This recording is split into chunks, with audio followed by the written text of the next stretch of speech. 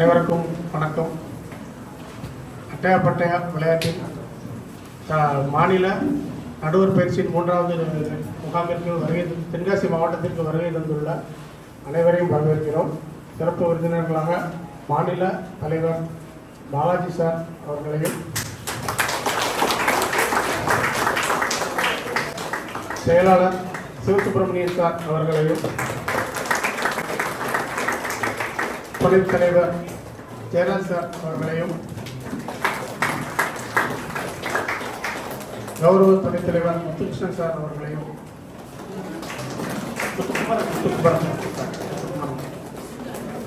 இணைச் செயலாளர்கள் இசைக்கு சார் அவர்களையும், செந்தாமரை கண்ணன் சார் அவர்களையும், கௌரவ இணைச் செயலாளர் சீதாலட்சுமி அவர்களையும்,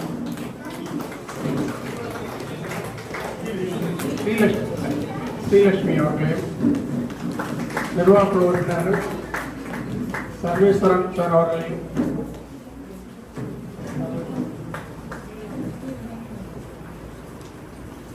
ஷைனி அவர்களையும்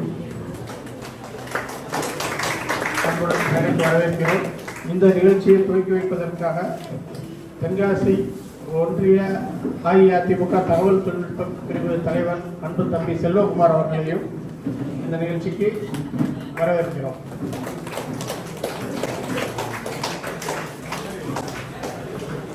இப்போது உங்கள் முன் தலைவர் பாலாஜி சார் அவர்கள் உரையாற்றுவார். அனைவருக்கும் காலை வணக்கம். நம்ம ட்ரைனிங் கேம்ப் கோர்ஸ் வந்திருக்கோம். நம்ம அட்டையாப்பட்டையோட 3rd ட்ரைனிங். இதில் பார்த்தீங்கன்னா உங்களுக்கு இப்போ கிளாஸ் எடுப்பாங்க. நீங்கள் இந்த அட்டையாப்பட்டை சில பேர் விளையாடி இருப்பீங்க, சில பேர் புதுசாக வந்திருப்பீங்க. நல்லா தெரியுது நிறைய பேர் புதுசாக வந்திருக்கீங்கன்ட்டு. கிளாஸ் நல்லா அப்சர்வ் பண்ணுங்க.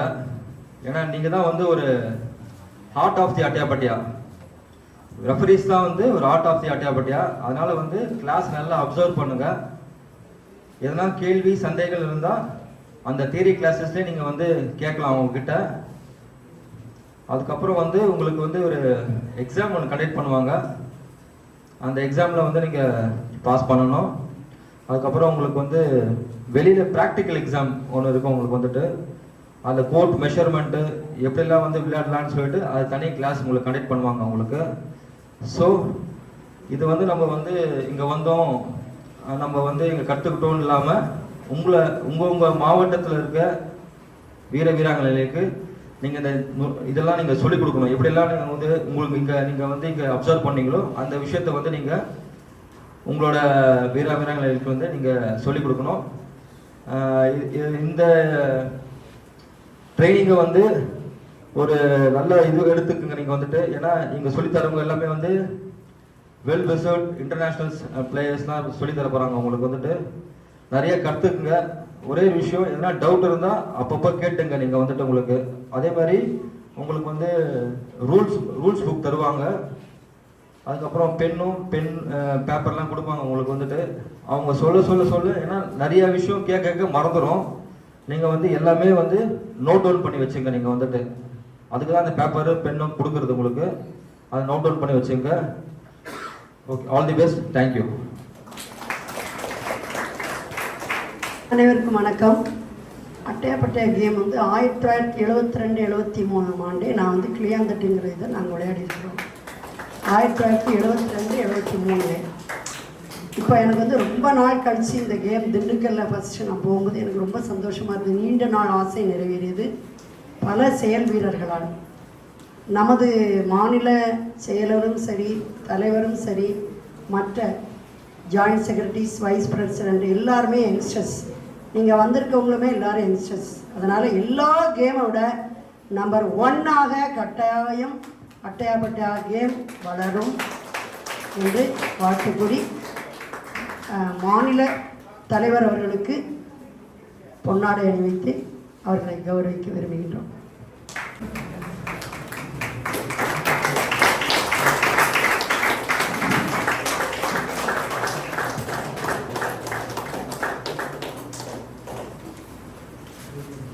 அடுத்து சிவா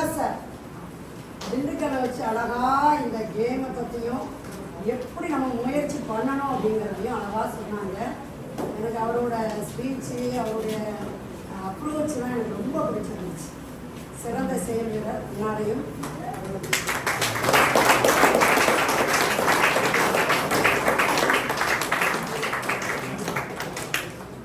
டிஸ்ட்ரிக்ட் செக்ரட்டரியை கட்டாயம் எங்கள் மாவட்டத்தின் செயலர்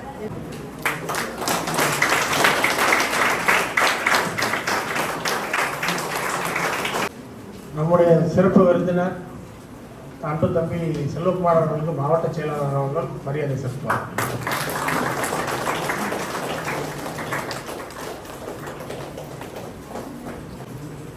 அடுத்ததாக செயலாளர் சிவசுப்பிரமணியன் சார் அவர்கள் உங்கள் உரையாற்றுவார்.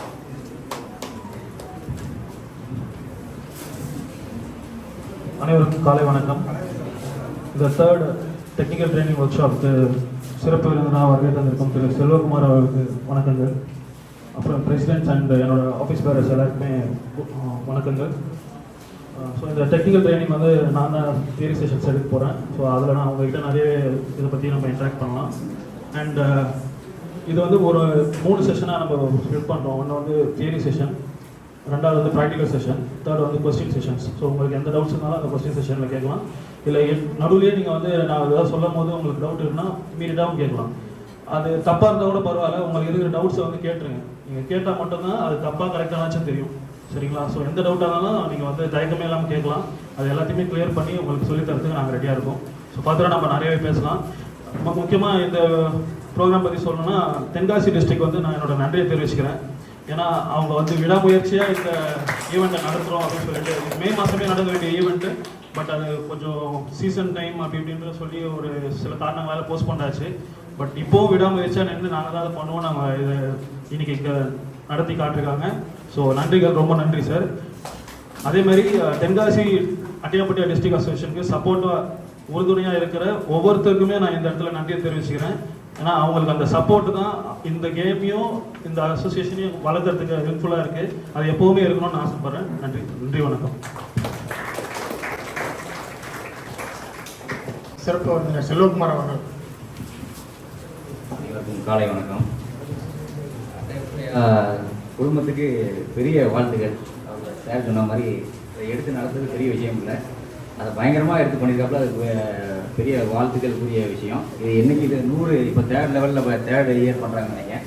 100 வருஷம் வரைக்கும் அதை பண்ணணுங்கிறது என்னுடைய விருப்பம். இன்னொன்று எல்லாருமே சினிமா பார்க்கும்போது நம்ம கான்சன்ட்ரேஷன் மாறும், படிக்கும்போது நம்ம கான்சன்ட்ரேஷன் மாறும், விளாடும்போது மட்டும்தான் நம்ம கான்சன்ட்ரேஷன் அதிலேயே இருக்கும், சந்தோஷமாகவும் இருக்கும். அதனால் அந்த ஃபிட்டு நமக்கு எப்போவுமே இருக்கும். அதனால் என்றைக்கும் விளாண்டுகிட்டே இருக்கணும், சந்தோஷமாக இருங்க. வாழ்க வளமுடன்.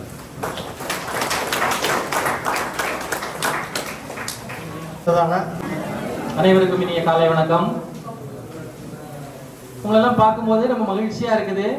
குற்றாலம் சாரலுடன் உங்களை இடம் இருக்கிறது பாருங்க. நம்ம நிகழ்ச்சி தொடங்கினோடனே சாரல் விழுந்துருச்சு. சரியா?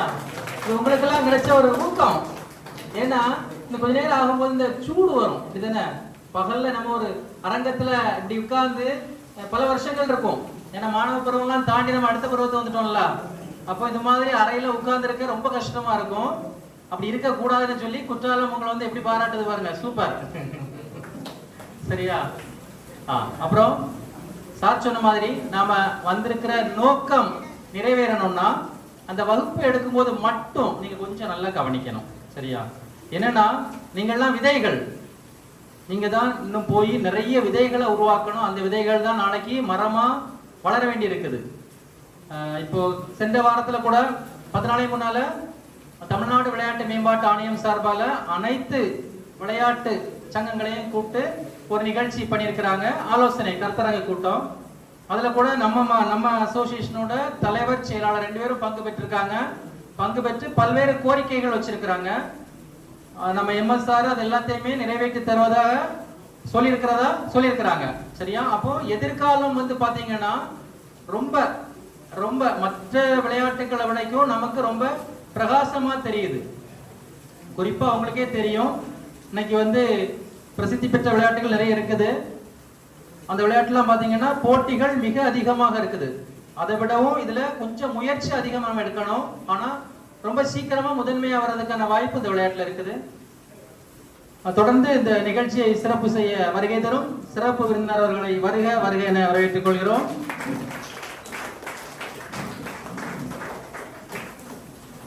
எனவே வந்திருக்கும் அனைவரும் மன நிறைவோடு இந்த பயிற்சியை முழுமையாக நாங்க தெரிஞ்சுக்கிட்டோம் அப்படிங்கிற மன நிறைவோடு செல்ல வேண்டும் என்று இந்த நேரத்தில் வாழ்த்துக்கள் கூறி விடைபெறுகிறேன். நன்றி, வணக்கம். இந்த நிகழ்ச்சியின் மற்றொரு சிறப்பு விருந்தினராக தென்காசி நகர்மன்ற உறுப்பினர் அருமை சகோதரர் உமா மகேஸ்வரன் அவர்களை அன்புடன் வரவேற்கிறோம். அவருக்கு மாவட்ட செயலாளர் அவர்கள் மரியாதை செலுத்துகிறோம்.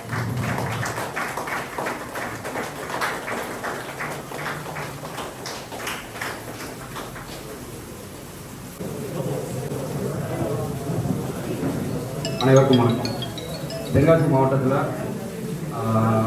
அட்டையாப்பட்டியா முதல் முறையாக முயற்சி செய்து நம்ம மாவட்டத்தில் எல்லாத்தையும் ஊக்குவிக்கணுங்கிற ஒரே எண்ணத்தோட இந்த ட்ரைனிங் ஆரம்பிச்சிருக்காங்க. அதற்கு தென்காசி மாவட்டம் சார்பாக மற்ற அனைத்து மாவட்டத்திலிருந்து வந்திருக்கும் வீரர்களை வரவேற்கிறேன். இந்த ட்ரைனிங் மிக சிறப்பாக நடக்கணும். மேலும் ஸ்டேட் லெவல், நேஷனல் லெவல் வரைக்கும் நீங்கள் போகணுங்கிறத இதன் மூலம் கேட்டுக்கொள்கிறேன். நன்றி.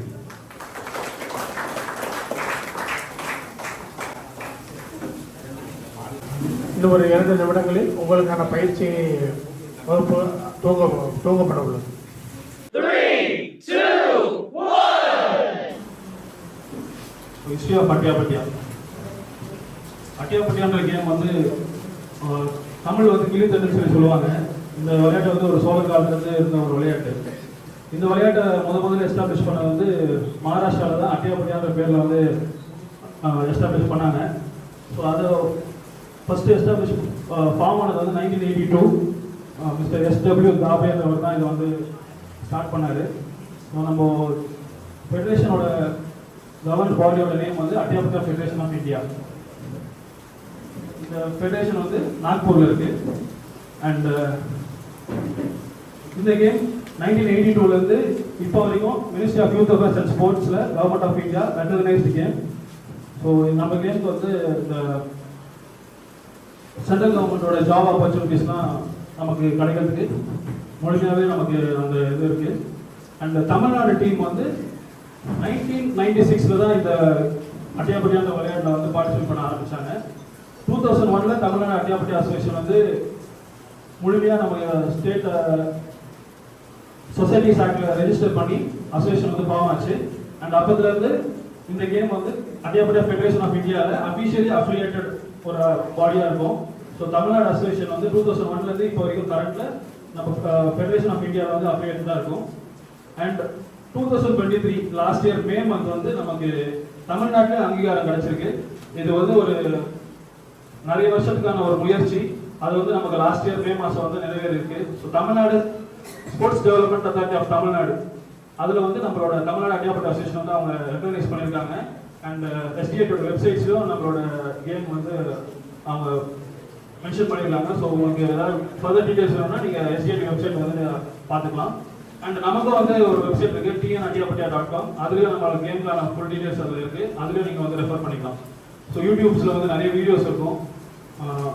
தமிழ்நாடு அட்டியாபட்டியா பேஜ் ஒன்று இருக்குது, அப்புறம் என்னோட பேஜ் ஒன்று இருக்குது. அதுலேயும் வீடியோஸ் நிறையவே இருக்கும். இல்லை அட்டியாபட்டியா போட்டிங்கனாலே உங்களுக்கு நிறைய வீடியோஸ் இருக்கும். And social media page Facebook and Instagram வந்து தமிழ்நாடு அட்டியாபட்டியா அஃபிஷியல் சொல்லி நம்மளோட பேஜஸ் இருக்குது. அதுலேயும் நீங்கள் ஃபாலோ பண்ணிக்கலாம்.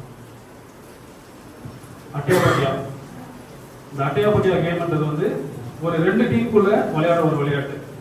ஒரு டீம் வந்து 12 பிளேயர்ஸ் இருப்பாங்க, 9 மெயின் பிளேயர் அண்ட் 3 சப்ஸ்டிட்யூட்ஸ். இந்த கேம் வந்து 3 கேட்டகரியா இருக்கு. இப்போதைக்கு நம்ம ஃபெடரேஷன்ல ஃபார்ம் ஆனது 3 கேட்டகரி. அண்டர் 17 அதாவது சப் ஜூனியர்ஸ் சொல்லுவோம், அண்டர் 14 அதாவது சப் ஜூனியர்ஸ் சொல்லுவோம், அண்டர் 17 அதாவது ஜூனியர்ஸ் சொல்லுவோம், and open to all seniors. So சீனியர்ஸ்க்கு வந்து ஏஜ் ரெஸ்ட்ரிக்ஷன்ஸ் எதுவும் கிடையாது. ஸோ எல்லாருமே வந்து சீனியர் கேட்டகரியில் விளையாடலாம். அண்ட் சப் ஜூனியர்ஸ்க்கு வந்து அண்டர் 14, ஜூனியர்ஸ்க்கு வந்து அண்டர் 17. ஸோ ஒரு மேட்ச் பார்த்தீங்கன்னா பெஸ்ட் ஆஃப் 3 செட்ஸில் வந்து விளையாடுவாங்க. ஸோ ஒரு செட்டுன்றது வந்து 2 இன்னிங்ஸ் கண்டெயின் பண்ணோம். ஸோ ஒரு இன்னிங்ஸ்க்கு வந்து 7 மினிட்ஸ். இது வந்து ஒரு 7 மினிட்ஸ் கேம். ஸோ ஒரு இன்னிங்ஸ் வந்து 7 மினிட்ஸ். ஒரு செட்டில் வந்து 2 இன்னிங்ஸ் விளையாடுவாங்க. ஒரு மேட்ச்க்கு வந்து பெஸ்ட் ஆஃப் 3 செட்ஸில் தான் வந்து வின்னர் யாருன்றதை டிசைட் பண்ணுவாங்க. டீம்ஸ் விளையாடுறவங்க வந்து போத் அட்டாக்கிங் அண்ட் டிஃபெண்டிங் ரெண்டுமே பண்ணுவாங்க. அந்த அட்டாக்கிங்கை வந்து அசைலன்ஸ்னு சொல்லுவோம். நம்ம ரூல்ஸ் அண்ட் கேமோட டேர்ம்ஸ் படி அசைலன்ஸ்னா தாக்குபவர் அப்படின்றத தமிழ்ல அர்த்தம். அண்ட் டிஃபென்ஸ் பண்றவங்க வந்து டிஃபெண்டர்ஸ்னு சொல்லுவோம். டிஃபெண்டர்ஸ்னா அவங்க எல்லாருக்கும் தெரியும், தடுப்பவர். ஸோ அவங்கள வந்து முன்னேற விடாமல் தடுக்கிறது டிஃபெண்டர்ஸோட வேலை. அண்ட் அசைலன்ஸோட வேலை வந்து அவங்கள தாண்டி ஒவ்வொரு பாயிண்டாக ஸ்கோர் பண்ணுறது தான் அசைலன்ஸோட வேலை. ஸோ அசைலன்ஸ் வந்து 2 செட்டாக இந்த கேமில் வந்து விளையாடுவாங்க. 2 பேட்ச்னு சொல்லுவாங்க, பேட்ச் 1 அண்ட் பேட்ச் 2. பேட்ச் 1ல வந்து 5 பிளேயர்ஸ் இருப்பாங்க அண்ட் பேட்ச் 2ல வந்து 4 பிளேயர்ஸ் இருப்பாங்க. 3 சப்ஸ்டியூட்ஸ். ஓகேவா? மொத்தம் 12 பிளேயர். அதில் பேட்ச் 1ல வந்து 5 பிளேயர்ஸ், பேட்ச் 2ல வந்து 4 பிளேயர்ஸ் இருப்பாங்க. இது அட்டியாபட்டியா கோர்ட். ஸோ ஒரு அட்டியாபட்டியா கோர்ட் பார்த்தீங்கன்னா ஒரு கோகோ கோர்ட் நிறைய பேர் பார்த்துருப்பீங்க. அதோட மினியேச்சர் மாதிரி தான் நம்மளோட கோர்ட் இருக்கும். ஸோ இதுலேயே வந்து நானும் வந்து இன்டர்நேஷனல் வரைக்கும் இப்போ அது ஃபாலோ பண்ணுறது இந்த ஒரு பாயிண்ட் பண்ணுறோம். ஏன்னா இந்த ஏ அண்ட் டி பார்த்தீங்கன்னா இது வந்து ஸ்டார்டிங் பாக்ஸ்ன்னு சொல்லலாம். ஜிஎன்சி இருக்கிறது வந்து டோன் பாக்ஸ்ன்னு சொல்லலாம். ஸோ இது ஸ்டார்டிங் பாக்ஸாக இருந்தால் அது டோன் பாக்ஸாக மாறிடும். ஓகேங்களா? முதல்ல நான் கொஞ்சம் டீட்டெயிலாக சொல்லியிருக்கேன், ஏன்னா நிறைய பேருக்கு புதுசாக இருக்கீங்க. ஸோ இந்த மாதிரி மொத்தம் இப்போ ஐ அண்ட் ஜே பார்த்தீங்களா? ஸோ இது வந்து ஒரு ட்ரென்ச்னு சொல்லுவோம். ஸோ இந்த மாதிரி ட்ரென்ச்சஸ் பார்த்தீங்கன்னா மொத்தம் 9 ட்ரென்ச் இருக்கும். 1 2 3 4 5 6 7 8 9. ஓகே, இதை வந்து ட்ரென்ச்சஸ்னு சொல்லுவோம். அண்ட் சென்ட்ரலில் வந்து ஒரு ட்ரென்ச் இருக்கும். சென்டரில் இதை வந்து சென்ட்ரல் ட்ரென்ச்னு சொல்லுவோம். சரிங்களா? இந்த எண்டில் இருந்து, அதாவது ஃபர்ஸ்ட் ட்ரென்ச்ல இருந்து லாஸ்ட் ட்ரென்ச் வரைக்கும் அது கனெக்ட் ஆகிருக்கும். ஓகே, இது junior court measurements. Junior, sub junior and senior women மூணுத்துக்குமே ஒரே மெஷர்மெண்ட் தான். மென்னோட சீனியர் மென்னுக்கு மட்டும் தான் கோட் மெஷர்மெண்ட்ஸ் சேஞ்ச் ஆகும்.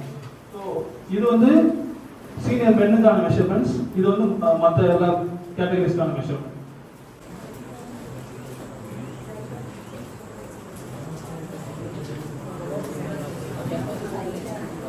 ரெஃப்ரீஸ் ஒரு மேட்ச் விளையாடும் போது ரெஃப்ரீஸ் தேவை. நான் பிளேயர்ஸ் மட்டுமே விளையாண்டா நடுவர் இல்லாமல் யார் அவுட்னு சொல்ல முடியாது.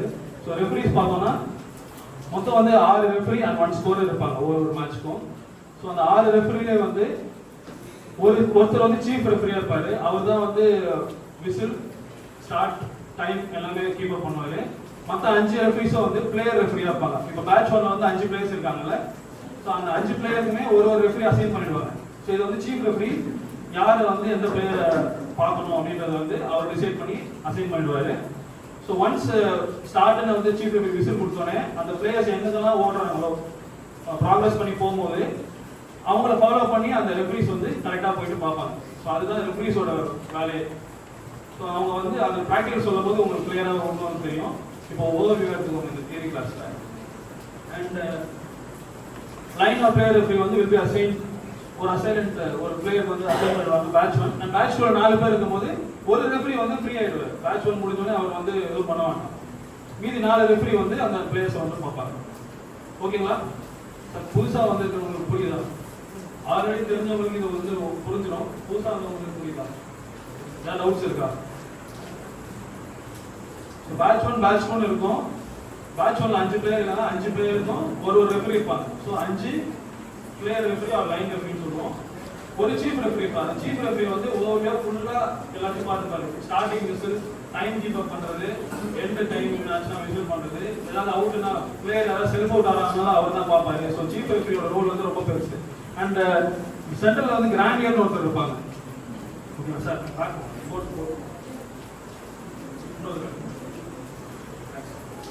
ஸோ இந்த ட்ரென்ச்ல பார்த்தீங்கன்னா ஒரு ட்ரென்ச்ல ஒரு டிஃபெண்டர்ஸ் நிற்பாங்க, டிஃபென்ஸ் பண்ற டீம்.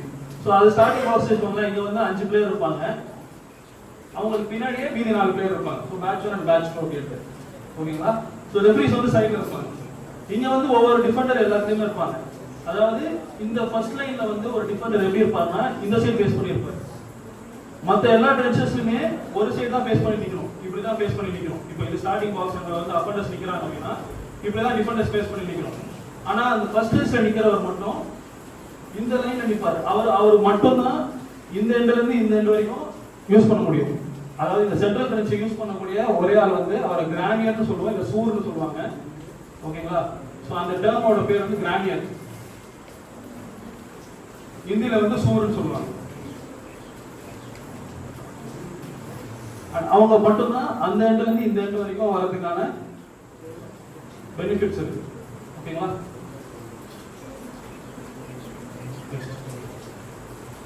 ஸோ அசைலண்ட் விளையாடுறவங்களோட ரோல் என்ன? ஸோ அசைலன்ஸ்னா நம்ம விளையாடுறோம். ஓகேங்களா? நம்மளோட கோலை வந்து பாயிண்ட் ஸ்கோர் பண்ணுறது தான். அவுட் ஆகாம பாயிண்ட் ஸ்கோர் பண்ணணும். ஸோ பாயிண்ட் எப்படி இது கேல்குலேட் ஆகும்னா 5 பேர் விளையாடுறாங்க. அந்த 5 பேரும் கோஆர்டினேட் பண்ணி விளையாடுறாங்க. அதுல யார் வந்து ஃபோர் மோஸ்ட்ல இருக்காங்க, டாப்ல யார் இருக்காங்க? இப்போ 5 பேர் நாங்க இருக்கோம். நான் வந்து 3வது பெஞ்ச்ல இருக்கேன். என் கூட விளையாடுற பிளேயர் வந்து 5வது பெஞ்ச்ல இருக்காருன்னா பாயிண்ட் வந்து அந்த டாப்ல இருக்கிறது தான் கவுண்ட் ஆகும். ஸோ 5 அப்படின்றது தான் 5 பெஞ்ச் தாண்டதுனால 5 பாயிண்ட். ஓகேங்களா? ஸோ 8வது பெஞ்ச்ல ஒருத்தர் இருக்காரு, 2வது பெஞ்ச்ல ஒருத்தர் அவுட், மீதி 4 பேருமே 2வது பெஞ்ச்ல அவுட் ஆயிட்டாங்கன்னா 8 பாயிண்ட்ஸ் தான் கவுண்ட் ஆகும். யார் ஃபோர் மோஸ்ட்ல இருக்காங்களோ அந்த பாயிண்ட் தான் கவுண்ட் ஆகும். ஓகேங்களா? ஸோ அசைலண்டோட வேலை வந்து அவுட் ஆகாம, டிஃபெண்டர்ஸ் கிட்ட மாட்டாம, வெளியே பவுண்டரிஸ்ல இருந்து வெளியே போகாம எவ்வளோ பாக்ஸஸ் தான், எவ்வளோ ட்ரெச்சஸ் தாண்டாமோ அந்த பாயிண்ட்ஸ் வந்து அவங்க டீமுக்கு வந்து ஆட் ஆகும். ஸோ மேட்ச் 1ல வந்து 5 பேர் இருப்பாங்க. அந்த 5 பேர் அண்ட் மேட்ச் 2ல வளர்ற 4 பேர், இவங்க 2 பேரும் எடுக்கிற டோட்டல் பாயிண்ட்ஸ் தான் அந்த டீமோட டோட்டல் பாயிண்ட்ஸ். ஓகேங்களா? ஸோ அவுட் ஆகாம அந்த பிளேயர் வந்து அசைலண்ட் பிளேயர் விளையாடணும்.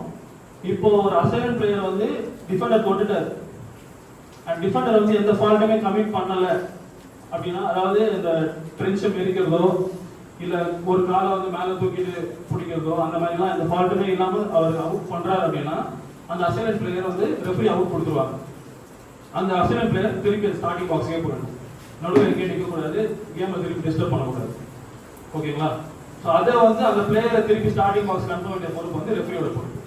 ஏன்னா அந்த பிளேயருக்கு ஒரு ரெஃபரி இருப்பார்ல, அந்த ரெஃபரி தான் அந்த பிளேயரை வந்து திருப்பி ஸ்டார்டிங் பாக்ஸ் காமிச்சிடணும். ஓகேங்களா? அண்ட் அசைலண்ட் வந்து இன்னொரு இடத்துல அவுட் ஆவார். எப்படின்னா அவரோட உடம்புல கால் கட்ட வர்றது கோட்டுக்குள்ள இருக்கணும். ஓகேங்களா? டோட்டலா நம்ம வெளியே அந்த பவுண்டரி விட்டு வெளியே போயிட்டோம்னா நம்ம வெளியே தானே இருக்கோம், அவுட் தானே. ஸோ அதை வந்து செல்ஃப் அவுட்னு சொல்றோம். அண்ட் சப்போஸ் நான் இப்போ ஜம்ப் பண்றேன், ஜம்ப் பண்ணும்போது நான் கோட்டை விட்டு அந்த பவுண்டரி லைனை விட்டு வெளியே போறேன்னா அது கவுண்ட், அது அவுட் கிடையாது. பட் என்னோட லேண்டிங் வந்து உள்ள வருதா இல்லையான்றது தான் பண்றேன். ஓகேங்களா? சப்போஸ் நான் வெளியே ஜம்ப் பண்ணி திருப்பி என்னோட கால் சுண்டு கட்ட வரலாறு உள்ள வச்சிடறேன் அப்படின்னா நான் நாட் அவுட். டோட்டலா ஃபுல்லா வெளியே போனா மட்டும்தான் அவுட். ஓகேங்களா? ஸோ இது நம்ம லைன் போட்டிருப்போம், அதுல ஆன் தி லைன் இருந்தா கூட அது வந்து கவுண்ட் தான். லைனை விட்டு வெளியே போனா மட்டும்தான் அவுட், செல்ஃப் அவுட். ஓகேங்களா?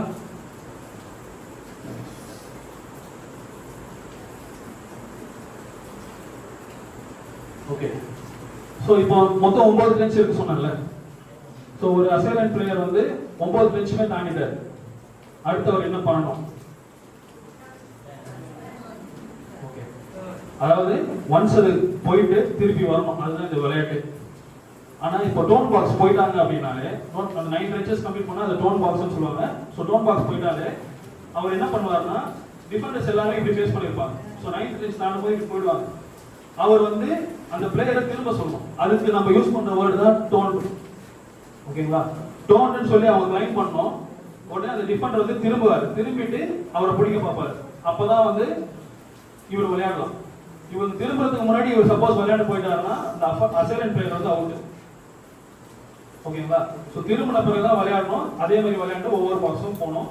இதுல இன்னும் இன்னொரு ட்விஸ்ட் இருக்குன்னா, ஒரு பாக்ஸ்லயும் டோன் கேட்கணும். ஏன்னா எல்லா பிளேயர்ஸுமே அப்படி பேஸ் பண்ணி தான் இருப்பாங்க. ஸோ நம்ம ஒரு ட்ரென்ச் தாண்டி வரோம் அப்படின்னா அடுத்த ட்ரென்ச்ல திருப்பி டோன் கேட்டு அந்த டிஃபெண்ட் பிளேயரும் திரும்பின பிறகுதான் அடுத்த ட்ரென்ச் விளையாண்டு நம்ம போக முடியும். ஸோ ஒவ்வொரு ட்ரென்ச்சுமே அந்த மாதிரி நம்ம கேட்டு ஒன்ஸ் ஃபுல்லா அந்த பாக்ஸஸ் 9 பாக்ஸஸ் இப்படி வந்துட்டு திருப்பி 9 பாக்ஸஸ் அப்படி கம்ப்ளீட் பண்ணிட்டோம் அப்படின்னா திருப்பி ஸ்டார்டிங் பாக்ஸே போயிட்டோம்னா அதை வந்து லோனான்னு சொல்லுவாங்க. ஓகேங்களா? ஸோ லோனா அப்படின்னு சொல்லி சொல்லுவாங்க. அது வந்து டோட்டலா 18 பாயிண்ட்ஸ். ஏன்னா 9 பாயிண்ட்ஸ் தாண்டி வந்தோம், திருப்பி 9 பாயிண்ட்ஸ் ரிட்டர்ன் போயிருக்கோம். ஸோ 18 பாயிண்ட்ஸ் கவுண்ட் ஆகும். இது பேட்ச் 1ல இருக்கிற 3 பிளேயர் தான் பண்றாங்க. 5 பேர் விளையாடுறாங்க, 2 பேர் அவுட் ஆயிட்டாங்க, மீதி 3 பேர் பண்ணியிருக்காங்கன்னா ஒருத்தர் தான் போய் ரீச் ஆவார். ஒன்ஸ் அவர் ரீச் ஆன சீஃப் ரெஃபரி என்ன பண்ணுவார்னா விசில் கொடுப்பாரு, பிபிபின்னு விசில் தருவார். அந்த டைம்ல மீதி இருக்கிற 2 பேர் அவுட் ஆகாம இருக்காங்கல்ல, அந்த 2 பேர் போயிட்டு திருப்பி ஃபர்ஸ்ட் டைம் ஸ்டார்ட் பண்ணி ஆரம்பிக்கலாம். ஸோ அது 18 ப்ளஸ் பாயிண்ட்ஸ் கவுண்ட் ஆகும். எத்தனை பாயிண்ட் ஸ்கோர் பண்ணுறாங்க அப்படின்றது கவுண்ட் ஆகும். ஓகேங்களா? இது எல்லாமே 7 மினிட்ஸ்க்குள்ள நடக்கணும். சப்போஸ் டைம் முடிஞ்சிருச்சு அப்படின்னா அவ்வளோதான், அதோட முடிஞ்சிருச்சு. ஓகேங்களா? ஒன்ஸ் இந்த 5 பிளேயர் அவுட் ஆன பிறகுதான் பேட்ச் 2 உள்ள வருவாங்க. Okay sir? ஸோ ஃபர்ஸ்ட் பேட்ச்ல இருக்கிற 5 பிளேயர் அவுட் ஆன பிறகுதான் பேட்ச் 2 பிளேயர்ஸ் வந்து உள்ள அலோவ் பண்ணுவாங்க. அவங்க எவ்வளவு பாயிண்ட் ஸ்கோர் பண்றாங்களோ, ஸோ இப்போ கன்சிடர் பேட்ச் 1 வந்து லோனா கம்ப்ளீட் பண்ணி 3 பாயிண்ட் எடுத்துருக்காங்க. ஸோ 18 + 3 பாயிண்ட்ஸ் கவுண்ட் ஆகும். பிளஸ் பேட்ச் 2 வந்து ஒரு 5 பாயிண்ட்ஸ் எடுக்கிறாங்கன்னா, ஸோ 18 + 3 and 5 டோட்டலா 26 பாயிண்ட்ஸ்ன்றது அவங்க டீமோட பாயிண்ட்ஸ். இதை வந்து ஆப்போனன்ட் வந்து அதே 7 மினிட்ஸ்ல அவங்களோட அதிகமாக பாயிண்ட் எடுக்கணும். அண்ட் பாயிண்ட் எடுத்த டீம் வந்து அவங்கள எடுக்க விடாம டிஃபெண்ட் பண்ணணும். இதுதான் இந்த கேம். ஓகேங்களா? சிம்பிளா சொன்னா ஒரு ஓடி பிடிச்சி விளையாடுற மாதிரி தான். அது நம்ம கட்டெல்லாம் போட்டு இது ஒரு வரைமுறையெல்லாம் வச்சு இதுக்குள்ள தான் போகணும், இப்படிதான் பிடிக்கணும் அப்படின்னு சொல்லி விளையாடுற ஒரு விளையாட்டு தான். ஓகேங்களா? ஓகே.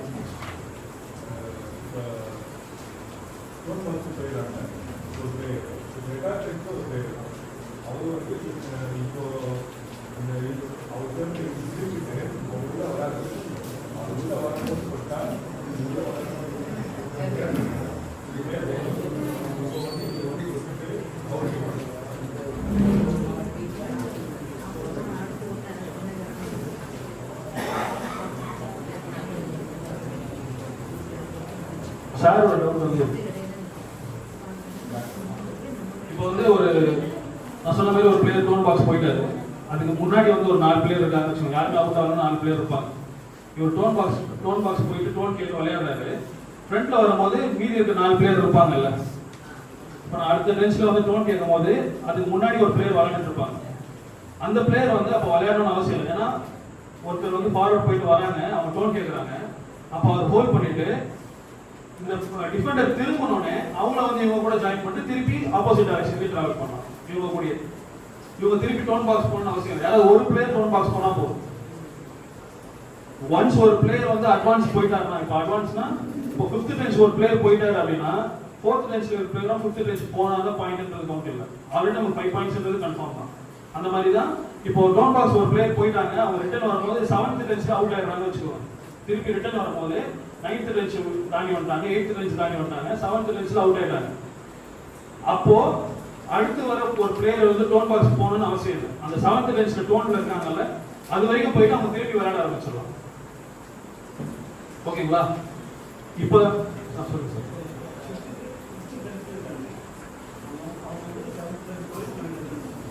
அப்போ 5th பெஞ்ச்ல இருக்காங்க, 7th பெஞ்ச் வரைக்கும் டோன் கேட்டிருக்காங்க அப்படின்னா 5th பெஞ்ச்ல இருந்து அவங்க தாண்டணும், 6th பெஞ்ச்ல இருந்து அவங்க தாண்டணும், அவுட் ஆகாம.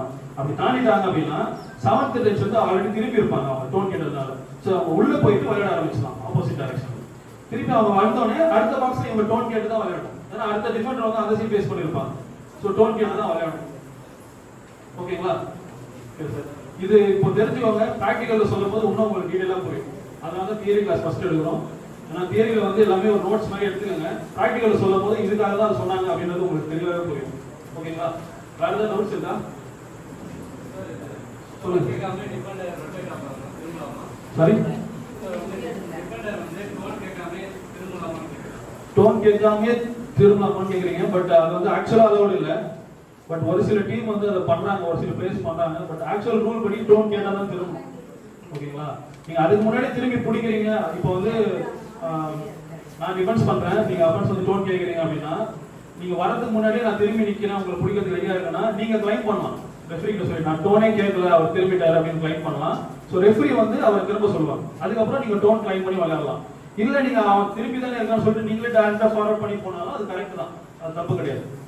ஓகேங்களா? இப்போ நான் திரும்பி நீங்க இந்த சைடு நிக்கிறேன், நீங்க அந்த சைடு டைவர்ட்ஸ் வரீங்க, நான் திரும்பி நிக்கிறேன், ஆல்ரெடி டோன் பிளேயர் தானே அப்படின்னு சொல்லி நீங்க போனீங்கன்னா உங்களுக்கு பாயிண்ட் தான் இருக்கு.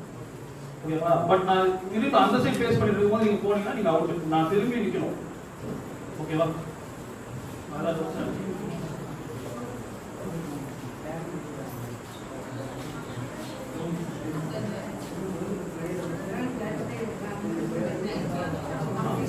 ஸோ இப்போ முன்னாடி பேசுற இருக்கிற பிளேயர் வந்து டோன் கேட்ட பிளேயரோட போய் ஜாயின் பண்றாரு.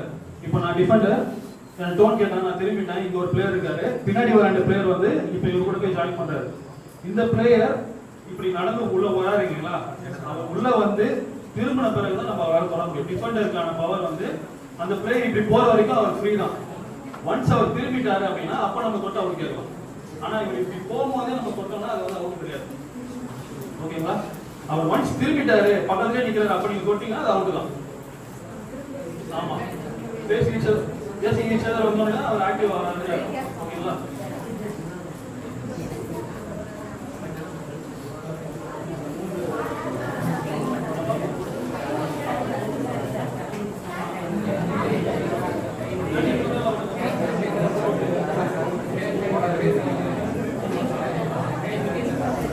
ஸோ இப்போ அஃபென்ஸோட ரோல் வந்து அஃபெண்டர்ஸோட ரோல் வந்து என்னன்றது சொல்லிட்டேன். அசைலன்ஸோட ரோல் வந்து என்னன்னு சொல்லிட்டேன். அதே மாதிரி டிஃபெண்டர்ஸோட ரோல் என்னன்னு சொல்லிடுறேன். இதுக்கப்புறம் நமக்கு டெக்னிக்கலாக நிறையவே இருக்குது நம்ம கேமில், ஒன்றொன்னா போய் பார்க்கலாம். ஸோ டிஃபெண்டரோட ரோல் வந்து அசைலன்ஸை ட்ரென்ச்சஸ் கிராஸ் பண்ண விடாமல் தடுக்கிறது தான் டிஃபெண்டர்ஸோட ரோல். மெயின் ரோலே அதுதான். டிஃபெண்டர் வந்து அவுட் எடுக்கும் போது அவங்களுக்கு எந்த பாயிண்ட்ஸுமே வந்து அவாய்ட் பண்ண மாட்டாங்க. ஜஸ்ட் வந்து அந்த டீம்ல இருக்கிற மெம்பர்ஸ் வந்து நம்ம கம்மி பண்ணிட்டே இருக்கோம். ஏன்னா அவங்க குரூப்பா இருந்தாங்கன்னா நிறைய ஸ்கோர் பண்ண முடியும். ஸோ எவ்வளோ நம்ம ரெஸ்ட்ரிக்ட் அவுட் எடுக்கிறோமோ அத்தனை அவுட் வரும்போது அந்த டீம்ல வந்து பாயிண்ட்ஸ் கம்மியாகிறது நிறைய வாய்ப்பு இருக்குது. அதுதான் டிஃபென்ஸ் பண்றது வேலை. ஸோ டிஃபென்ஸ் அவுட் எடுக்கிறதா அவங்க பாயிண்ட் எதுவும் அவாய்ட் பண்ண மாட்டாங்க. அண்ட் இப்போ ஒரு டிஃபெண்டர் வந்து ஒரு அசைலண்ட்டை தொட்டாரு, ஓகேங்களா? அது எப்போ நாட் அவுட்னு சொல்லுவாங்கன்னா கீழே இருக்கிற இந்த 4 பாயிண்ட்ஸ் இருக்கு பாத்தீங்களா, இதுல எது பண்ணாலும் டிஃபெண்டர் மேல தான். இப்போ டிஃபென்ஸ் பண்றேன், ஒரு அஃபெண்டர் வளர்றாங்க அப்படின்னும் போது நான் இப்படி போயிட்டு அந்த அஃபெண்டர் போன பிறகு கூட நான் இப்படி தொட்டுட்டு ஸ்ட்ரைட்டா நின்று அவுட் கேட்கலாம். பட் நான் தொடர்றது எந்த தொட்டுன்றது அந்த ரெஃபரிக்கு தான் தெரியும். ஓகேங்களா? அது விளையாண்ட அசைலண்ட் பிளேயருக்கும் தெரியாது, பிடிச்ச டிஃபெண்டருக்கும் தெரியாது. ஏன்னா அவங்க பாஸ் மூவ்மெண்ட்ஸ் இருக்காங்க, அதை பார்க்கறது தான் ரெஃபரியோட வேலை. அண்ட் ரெஃபரிஸ் அதை தான் கரெக்டாக பார்த்து நமக்கு சொல்லுவாங்க. ஓகேங்களா?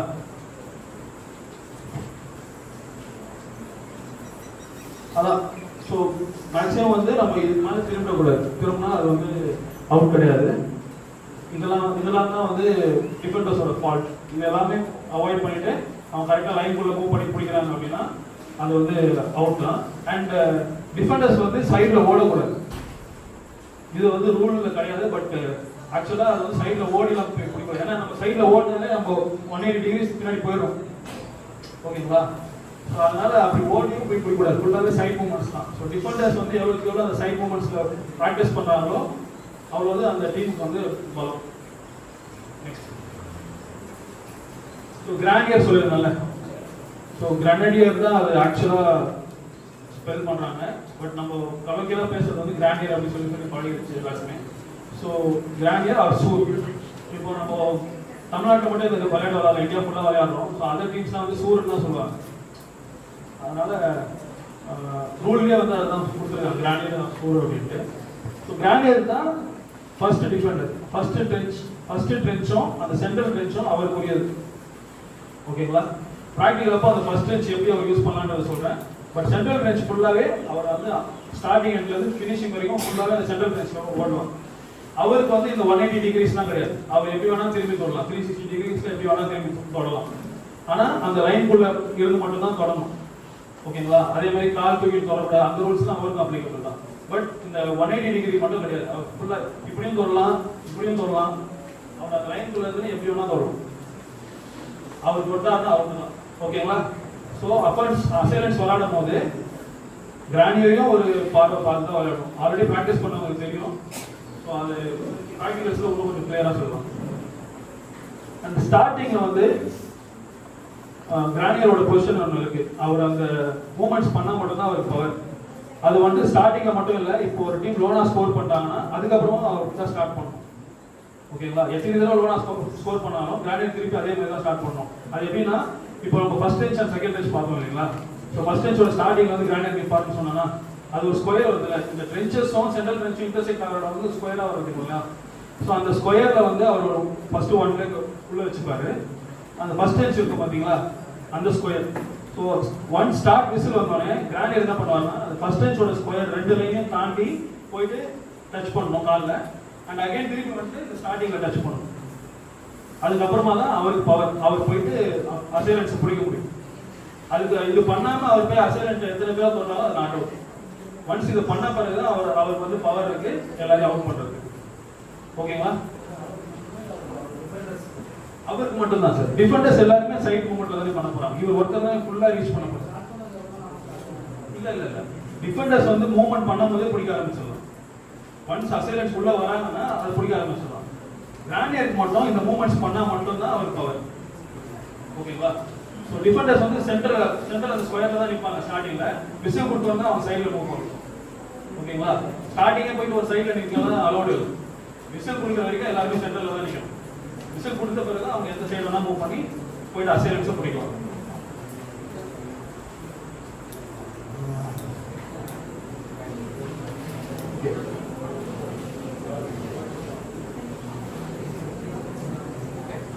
ஓகே, நான் சொன்னது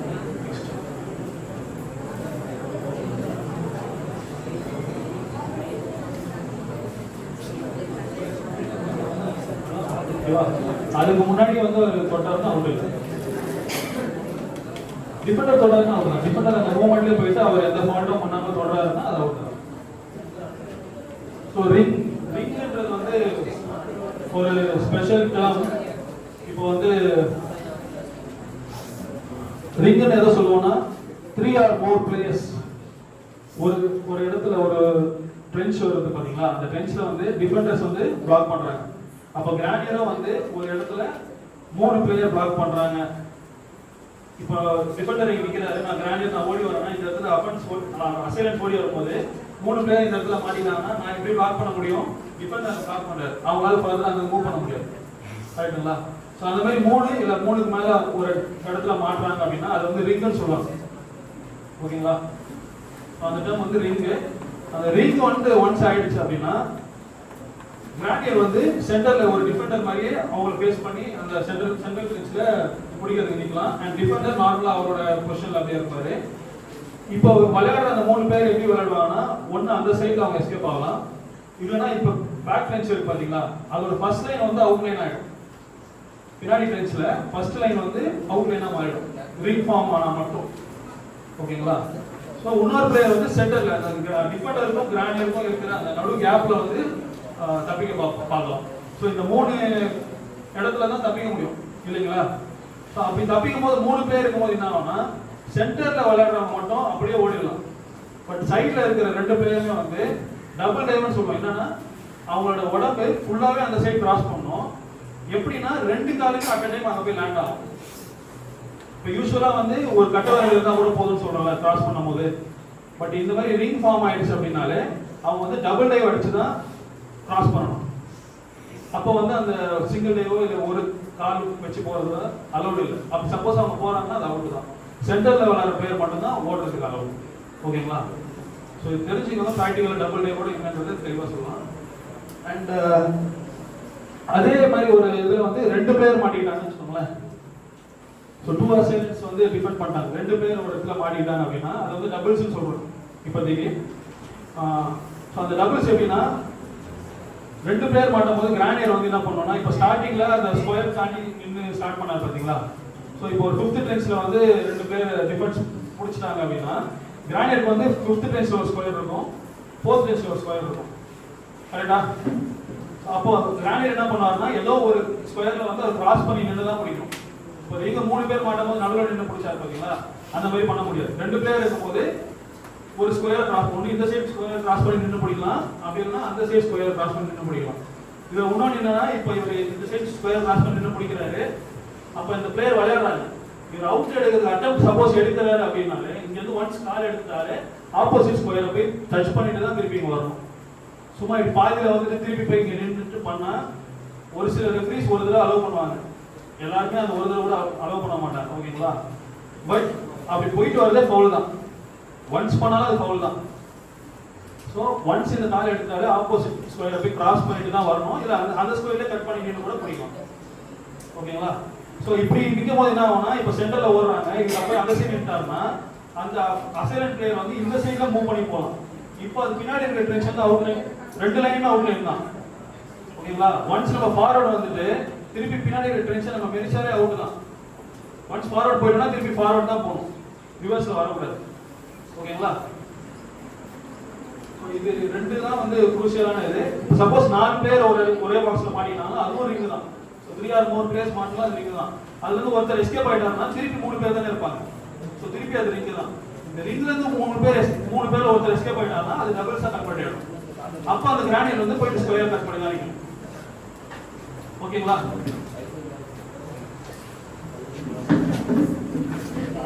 சில போட்டோஸ் வச்சிருக்கேன் ஸ்டார்டிங் எப்படி இருப்பாங்க அப்படின்ட்டு. ஸோ டிஃபெண்டர்ஸ் பார்த்தீங்கன்னா இப்படிதான் எல்லாருமே ஒரு பெஞ்சில் நிற்பாங்க. நான் சொன்ன மாதிரி கிரானியரோட பொசிஷன் இதுதான். ஸோ அந்த ஸ்கொயர்ல கால் வச்சிருக்காருங்களா? ஸோ ஒன்ஸ் விசில் கொடுத்தோன்னே இங்கேருந்து அவர் ஸ்டார்ட் பண்ணி இந்த ஸ்கொயரை கட் பண்ணிட்டு திருப்பி இந்த ஸ்கொயரை கட் பண்ணிட்டு தான் அவர் போய் பிடிக்க முடியும். ஓகேங்களா? ஸோ டிஃபெண்டர்ஸ் வந்து எல்லாருமே இப்படி இருக்காங்க. விசில் கொடுத்த பிறகு இந்த சைடில் அவங்க என்ன வேணா மூவ் பண்ணி அசைலன்ஸை பிடிச்சிடலாம். ஓகேங்களா? ஸோ அசைலன்ஸ் பொசிஷன் பார்த்தீங்கன்னா இப்படிதான் இருப்பாங்க. So 1 2 2 3 4 and 5 first batch. அவங்க பின்னாடி வந்து 6 7 8 and 9 செகண்ட் பேட்ச். ஓகேங்களா? ஸோ ஃபர்ஸ்ட் 5 வந்து அவங்க இந்த ஃபர்ஸ்ட் ட்ரென்ச்சர் டச் பண்ணாம அந்த ஸ்டார்டிங் பாக்ஸ்ல நிற்பாங்க. அண்ட் அவங்க எந்த பொசிஷன் வேணா நின்றுக்கலாம். இந்த இடத்துல எந்த வேணா அவங்க நின்றுக்கலாம். ஓகேங்களா? பாத்தீங்களா கிரானியர் வந்து அந்த ஸ்கொயருக்குள்ள கால் வச்சு நிற்கிறாங்களா? ஸோ ஒன்ஸ் விசில் கொடுத்த பிறகு இந்த 5 பேரும் உள்ள விளையாட ஆரம்பிப்பாங்க. அப்போ இந்த டிஃபெண்டர்ஸ் எப்படி ரெண்டு சைடு வேணா போயிட்டு அசைலன்ஸை பிடிக்க ஆரம்பிக்கலாம். பட் கிரானியர் வந்து 2 ஸ்கொயரையும் கிராஸ் பண்ணிட்டு வந்தால் மட்டும்தான் அவர் பிடிக்கலாம். Okay? So line cut foul defence பண்றாங்கல்ல. ஸோ டிஃபென்ஸ் பண்ணும்போது நம்ம நார்மல் மூவ்மெண்ட்ஸ்ல இந்த மாதிரி லைன் கட் பண்றதுக்கு நிறைய வாய்ப்புகள் இருக்கு. ஓகேங்களா? முக்கியமா ரெஃபரிஸ் என்ன பார்ப்பாங்கன்னா என்ன பார்க்கணும் அப்படின்னா உங்க லைன் கட் பண்றது இப்போ தொடர்ந்து லைன் கட் பண்ணிட்டே இருக்காங்கன்னா கண்டிப்பா அவங்க லைன் கட் தான் பண்ண போறாங்க அப்படின்றது ரெஃபரிக்கு ஆல்ரெடி தெரிஞ்சிடும். பட் ஒரு சில டைம் வந்து சில பேர் மூவ் பண்ணும்போது லைன் கட் ஆகும். ஆனா அவங்க டச் பண்ணும்போது அவங்க அவுட் கேட்கும் போதும் லைன்ல இருக்க மாட்டாங்க. அதை தெளிவா பார்க்க வேண்டியது ரெஃபரியோட வேலை.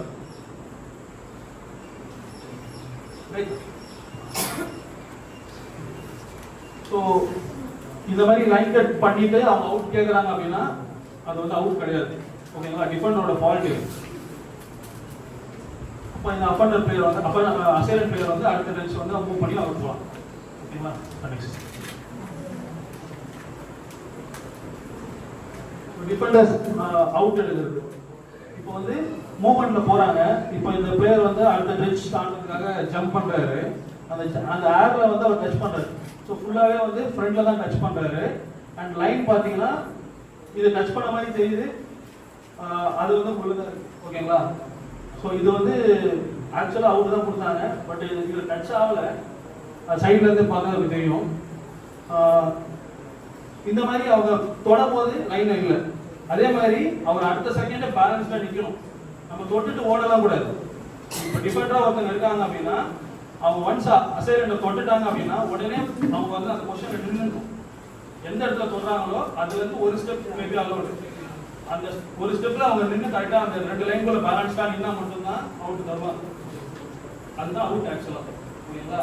சப்போஸ் நீங்க மூவ் பண்ணிட்டே இருக்கீங்கன்னா லைன் கட் பண்றதுக்கு நிறைய வாய்ப்பு இருக்குல்ல.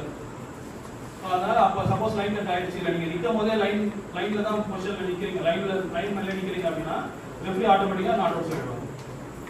ஓகே?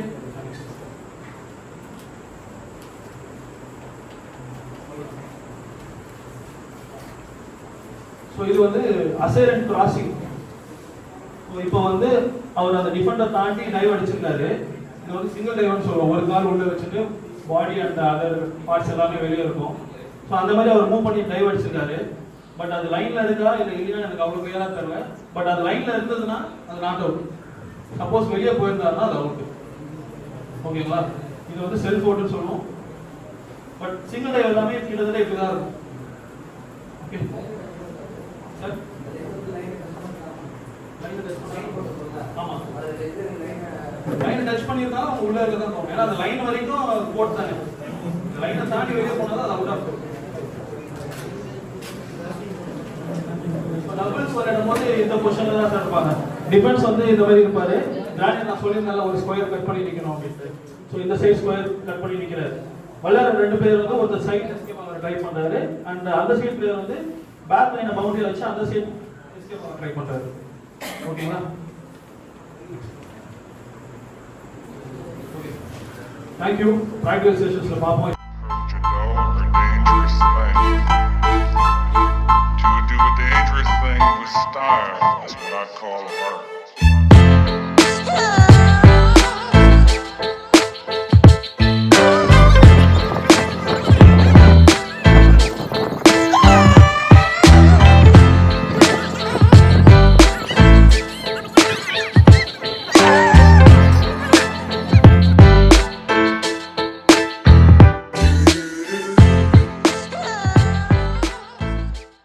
இந்த பயிற்சி முகாம ஆர்கனைஸ் பண்ண தென்காசி டிஸ்ட்ரிக்ட் அடியாபட்டி அசோசியேஷன், அவங்களுக்கு வந்து ஸ்டேட் அசோசியேஷன் ஜெனரல் செக்ரட்டரியா நான் வந்து ரொம்ப கடமைப்பட்டிருக்கேன். ஏன்னா அவங்க இங்க ஆர்கனைஸ் பண்ண ஒவ்வொரு சின்ன விஷயத்துல இருந்தும் நான் கேட்டது எல்லாமே பண்ணிருக்காங்க. எதுவுமே வந்து முடியாத வார்த்தையை இங்க வரல. சில பேர் வந்து ஏன்னா அவருக்கு வந்து கரெக்டான சப்போர்ட் இருக்குங்க.